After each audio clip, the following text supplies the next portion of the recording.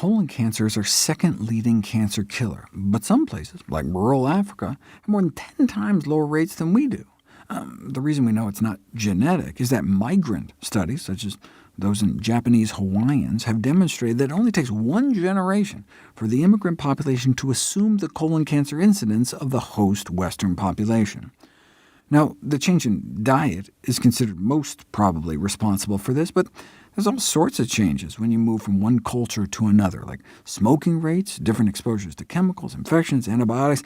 You don't know if it's the diet until you put it to the test.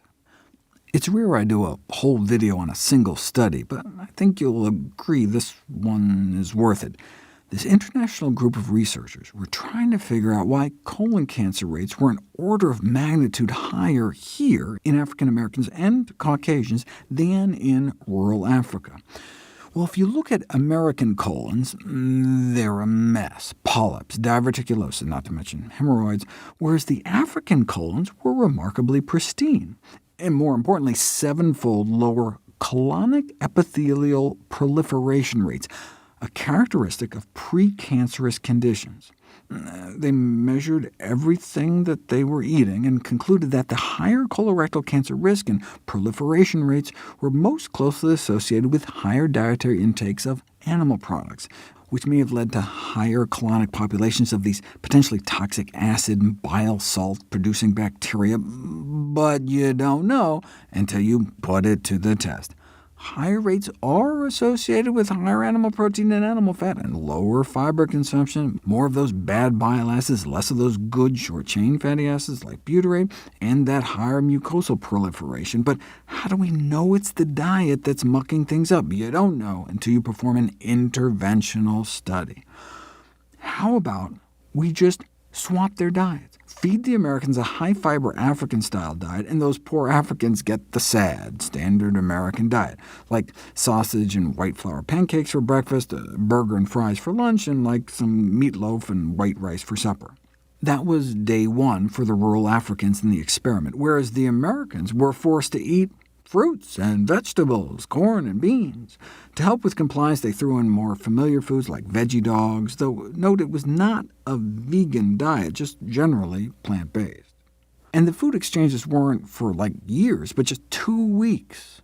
Could they see changes that fast? The dietary changes resulted in remarkable reciprocal changes in the lining of their colons in terms of cancer risk and their microbiome. Switching to plant-based boosted the fiber fermentation and suppressed the carcinogenic bile acid synthesis. Let's look at some before and after pictures. They took biopsies, and this is the colon lining of an African American under a microscope. Those brown dots mark dividing cells. Their colon lining was in overdrive, the cells rapidly dividing, a sign of pre-malignancy, a risk factor for cancer. But just 2 weeks eating a healthier diet, and their colons calmed right down.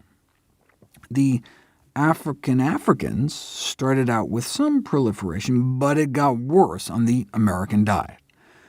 This is a different marker measuring inflammation. Each of the brown dots here represents an inflammatory cell, so rife inflammation before, calmed way down after just 2 weeks, and the opposite in those eating worse. We know that when our friendly flora ferment fiber, they produce beneficial compounds like butyrate, which is anti-inflammatory and anti-cancer. Well, impressively, Africanization of the diet more than doubled butyrate production, whereas Westernization cut it in half. In terms of toxic metabolites, a significant drop on the healthier diet, whereas the meatloafy diet increased the levels of these carcinogens by 400% within just 2 weeks. So, bottom line, no pun intended, what they were able to show is that just by changing the food, you can remarkably change your risk. In fact, that's how the lead investigator put it. Change your diet, change your cancer risk. It may be never too late to start eating healthier. Based on these kind of data, adopting a whole food vegan or even just near vegan diet, rich in fruits and vegetables, along with other healthy lifestyle decisions, could have a stunningly positive impact on the cancer risk not only of Black Americans, but of all peoples.